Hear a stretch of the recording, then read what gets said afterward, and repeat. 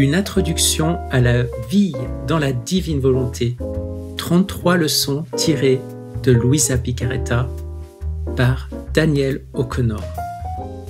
Les conseils de Louisa. Sur les sentiments.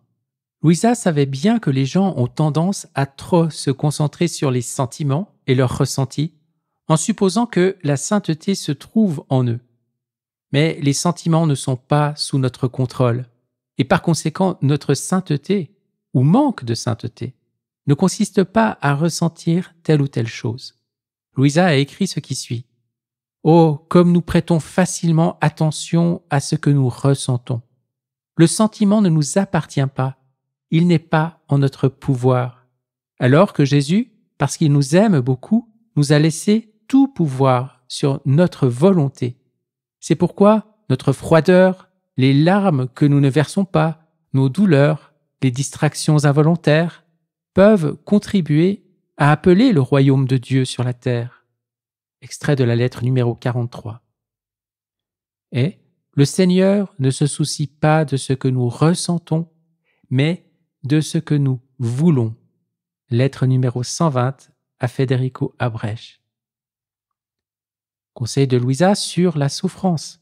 Louisa avait un don particulier pour encourager les autres dans leur souffrance. Elle écrivait ceci. « Donc, courage, courage! Toutes les autres choses sont laissées derrière, mais les souffrances sont portées au ciel pour y former notre trône le plus beau et notre gloire sans fin. Maintenant, je répète mon refrain. Continuez à promouvoir la divine volonté. » Lettre numéro 18. Avec Jésus, les douleurs changent d'aspect, les misères disparaissent. Des douleurs et des misères et des faiblesses naissent les plus belles conquêtes, les richesses célestes et la force de Dieu. Les anges et les saints eux-mêmes envient notre sort. Lettre numéro 15 à Madame Copparo Lascola. Louisa écrit encore. Les mortifications, les adversités, les croix viennent à nous voilées et ne nous laissent pas voir le bien qu'elles contiennent. Mais la paix enlève le voile et nous permet de reconnaître le doigt de Dieu dans nos souffrances. Lettre numéro 30 à un supérieur religieux anonyme.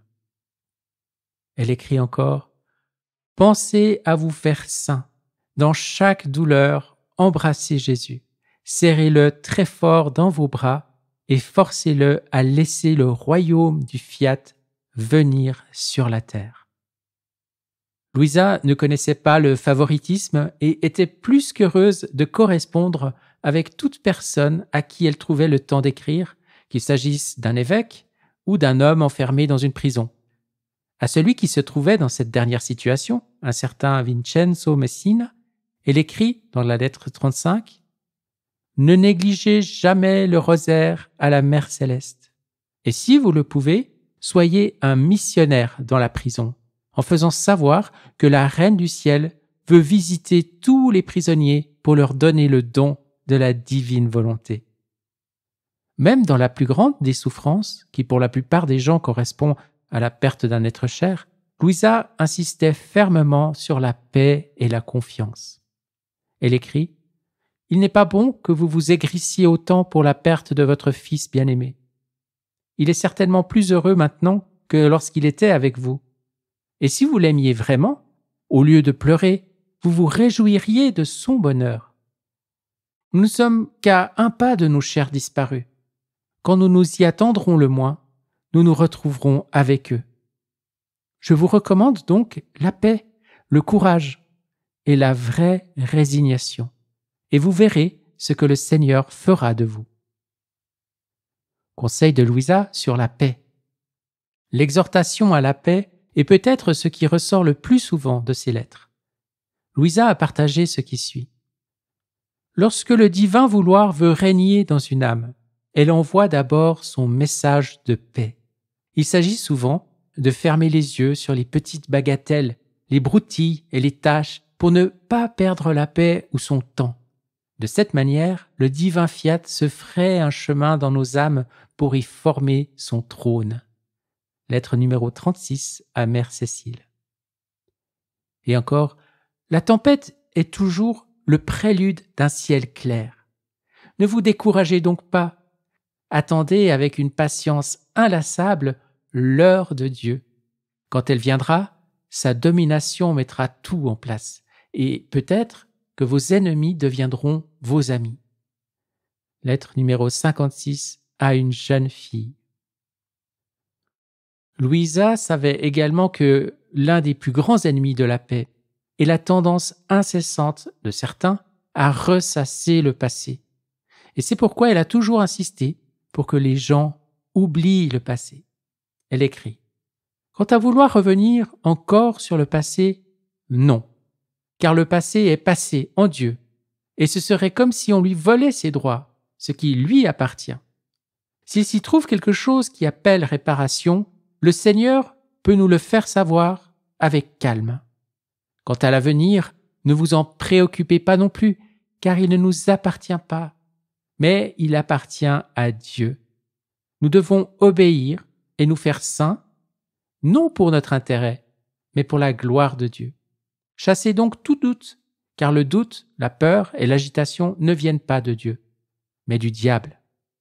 Pensez plutôt à aimer et à faire la volonté de Dieu, car avec les doutes, nous déplaisons au Seigneur bien plus que si nous péchions. » C'était l'extrait d'une lettre à une religieuse. Elle écrit encore : « Voici le moyen de ne plus pécher, être uni à Jésus, l'aimer et faire toujours sa volonté. Ne pensez pas au passé, cela vous fait beaucoup de mal. Mais dès aujourd'hui, commencez votre vie avec Jésus. » Lettre numéro 13 au père Bernardo des Trescinqueurs d'Assise. Ici et ailleurs, Louisa avait à cœur de rappeler aux gens de ne pas s'attarder sur leurs péchés, leur passé, leurs faiblesses ou leur misère et leurs doutes, mais plutôt de se concentrer sur la confiance et l'amour de Jésus. En conséquence, elle critiquait le fait de s'abstenir de recevoir la communion lorsque cela ne relève pas d'une nécessité. Elle disait : « Au contraire, je vous dis que lorsque vous vous abstenez par peur, vous faites du bois pour le purgatoire.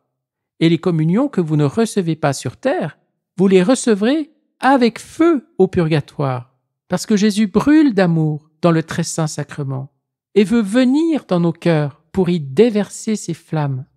Ah, que Jésus est bon! Si nous le connaissions, nous mourrions en extase d'amour. Douter du grand amour que Jésus a pour nous attriste Jésus et lui procure de l'amertume.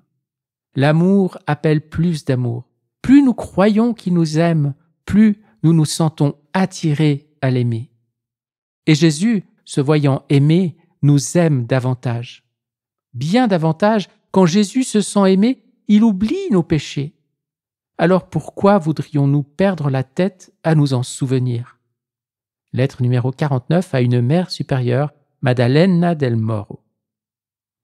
Elle écrit encore : « Et même si, dans le passé, Jésus a été blessé par cette créature, il regarde ses blessures en souriant et dit : « Je l'ai conquise, elle est ma victoire. » Et s'en faisant une fête, il la montre à tout le ciel. » Dans la lettre numéro 132 à Federico Abrech. Bien que Jésus ait prodigué des dons spirituels à Louisa et qu'elle ait pris conscience de leur ampleur, elle a toujours été consciente de sa petitesse et de sa misère. C'est pourquoi Louisa concluait souvent ses propres lettres en demandant instamment des prières, insistant sur le fait qu'elle en avait réellement besoin. Bien que Louisa n'ait plus besoin de nos prières, nous pouvons certainement bénéficier des siennes. Sollicitez son intercession et vous ne serez pas déçus. Je peux vous témoigner que j'ai personnellement reçu des miracles grâce à l'intercession de Louisa. Alors que nous allons dans les prochains chapitres nous plonger dans les réalités mystiques de son existence, nous ne devrions jamais perdre de vue ces conseils simples et solides comme le roc que Louisa n'a jamais cessé de donner. De telles exhortations resteront toujours les vérités sur lesquelles nous devrons nous appuyer, en particulier dans les épreuves, ou même quand à certains moments les propres révélations de Louisa pourront sembler d'une profondeur écrasante. Si quelqu'un a compris les paroles de Jésus à Louisa, c'est bien sûr Louisa elle-même. Néanmoins, le type de conseil que nous avons vu ici a toujours été celui qu'elle donnait aux âmes qui lui demandaient son avis. Elle nous dirait la même chose aujourd'hui. Cherchez à devenir des saints. Ayez la paix, la confiance. Fiez-vous en Dieu. La foi, la prière, en particulier le rosaire, l'Eucharistie. Êtes-vous dans le trouble, en difficulté? Trouvez refuge en ces choses qui sont là pour rester.